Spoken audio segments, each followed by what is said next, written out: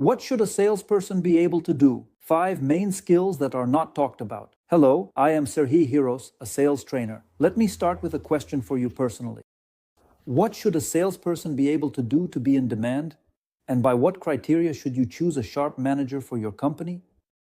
First, I will say that before listing all the skills, I will mention that earlier we talked about how to find a sharp manager, and in this one, how to adapt, in this video, how to search, and yes, I will tell you about the 5 main skills. The first skill is empathy, how comfortable you are with a person. This is a basic skill that all salespeople should have.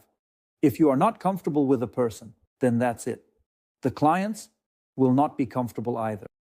The second skill is the ability to handle rejections and persistence. Therefore, a salesperson's work begins when they hear a no or when they encounter objections. Because if there are no objections, then go work as a cashier in a supermarket. There are no objections there, the conversion rate is 100%.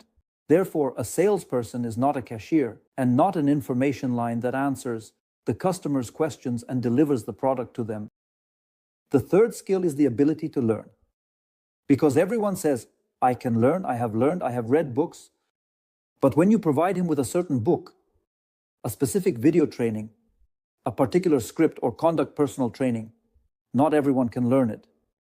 You can provide a test task and pay attention throughout the entire process, checking what the manager has understood. The fourth skill is stress resistance or calmness. This is not a very common skill because in our challenging times, there are many stress factors, and as a result, many people burn out at work and quit.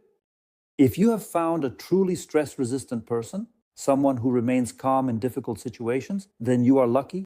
Keep this person and do everything to ensure that such a person works for you and radiates calmness, money, loves calmness. Due to the possibility of lacking calmness, we need highly effective, eco-friendly, and quick tools for dealing with stress. But there is also some experience here. When I train clients, and I say this for the first time, yes, sometimes I conduct quick psychotherapy for sales. For example, one time a manager of an online school had a fever and was stressed. I managed to remove it in 5 minutes, and it didn't come back. It's hard to believe, but it's a fact. Don't be discouraged if you or your managers haven't been able to remove blocks even. After 10 or more sessions, this is likely because old, albeit proven, tools were being used. I will not offer a test. I only do this if I am working comprehensively with a company and there is already a certain level of trust. Regarding the test, I can show you a cold call, conduct an audit, or improve the sales department's work regulations. And the standard fears, making calls, emotional blocks, I managed to transform in 1 or 2 sessions.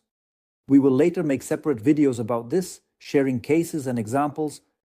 And finally, the 5th skill is an entrepreneurial spirit.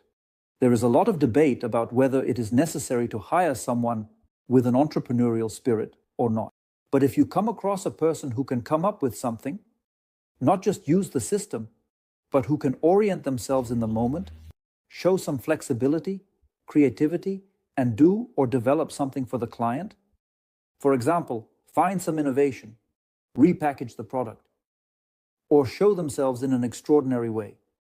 Therefore, pay even more attention to such a person and ensure that this manager is motivated to work with you long-term, because such employees can become your competitors in the future. Therefore, you have 2 options. First, do not hire such people in the company. And this will be the right decision if you don't have a system of non-material motivation and reasons why it's better to work with you than without you. Or the secondly, it is to implement such financial motivation where bonuses can be not only percentages and rates. First, study the deep values and desires of this person to build a relationship with them so that they want to work with you specifically as an individual, because it's great and comfortable to be with you at least, because you deeply understand this person. Sometimes people approach me to help conduct interviews and identify which skills a manager lacks and which skills need to be developed. From my statistics, I can tell you that 90% of managers, or perhaps 95% in the market, have only one of these skills that you just heard about. In other words, I am saying this so that your expectations are based on reality If you yourself possess these 5 skills, it does not mean that the manager will be the same. However, your HR and your recruiting agency will find a manager like you who will have all these 5 skills.